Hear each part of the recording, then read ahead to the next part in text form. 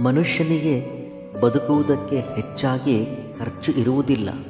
ಆದರೆ ಯಾವಾಗಾದರೆ ಮತ್ತೊಬ್ಬರಂತೆ ಬದುಕಬೇಕೆಂದು ಬಯಸುತ್ತೀಯೋ ಆಗಲೇ ಸಂಪಾದನೆಗೆ ಮೀರಿದ ಖರ್ಚು ಉಂಟಾಗುತ್ತದೆ. ಪ್ರತಿ ಮನುಷ್ಯನಿಗೆ ಬಾಂಧವ್ಯ ಅನ್ನುವುದು ಮುಖ್ಯ.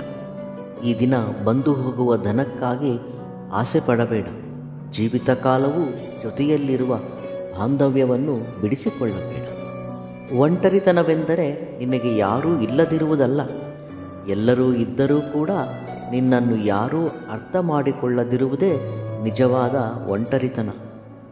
ಜೀವನದಲ್ಲಿ ಏನಾದರೂ ಸಾಧಿಸಲೇಬೇಕು ಅನ್ನೋ ಛಲ ಇರುವವನಿಗೆ ಯಾರೂ ಕೂಡ ಅಡ್ಡಿಯಾಗಲು ಸಾಧ್ಯವಿಲ್ಲ.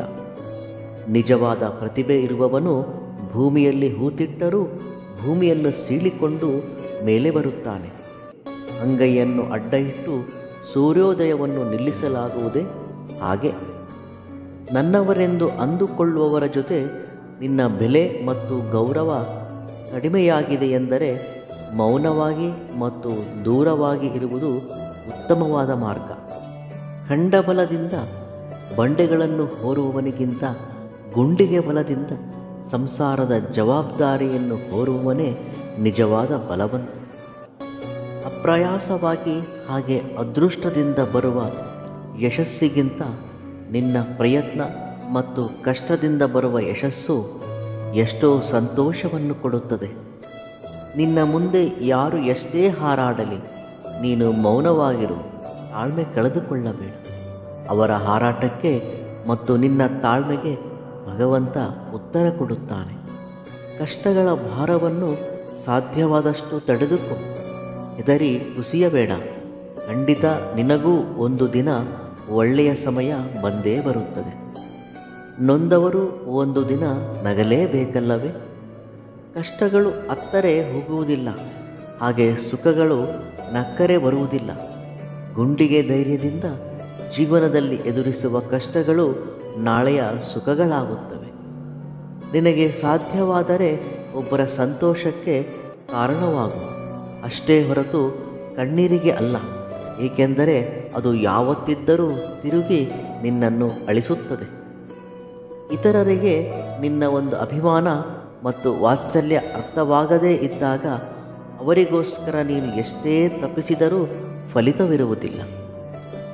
ಜೀವನವೆಂದರೆ ಯಾವತ್ತೂ ಓದಿರುವ ಪುಸ್ತಕವಲ್ಲ, ಯಾವಾಗಲೂ ಓದುತ್ತಲೇ ಇರಬೇಕಾದ ಪುಸ್ತಕ.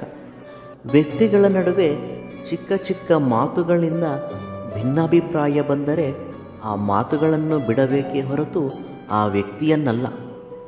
ಈ ಕ್ಷಣ ಮತ್ತೆ ಬರುವುದಿಲ್ಲ ಅನ್ನುವ ವಾಸ್ತವವನ್ನು ನೀನು ಗ್ರಹಿಸಿದಾಗ ಜೀವನ ಮತ್ತಷ್ಟು ಅರ್ಥಗರ್ಭಿತವಾಗಿರುತ್ತದೆ.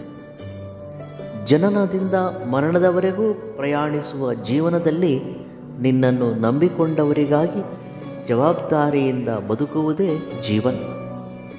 ಕಷ್ಟದಲ್ಲಿದ್ದಾಗ ಸ್ನೇಹಿತರ ಮನಸ್ಥಿತಿ, ಹಾಗೆ ಬಡತನದಲ್ಲಿದ್ದಾಗ ಬಂಧುಗಳ ಒಂದು ಮನಸ್ಥಿತಿ ಹೊರಬೀಳುತ್ತದೆ.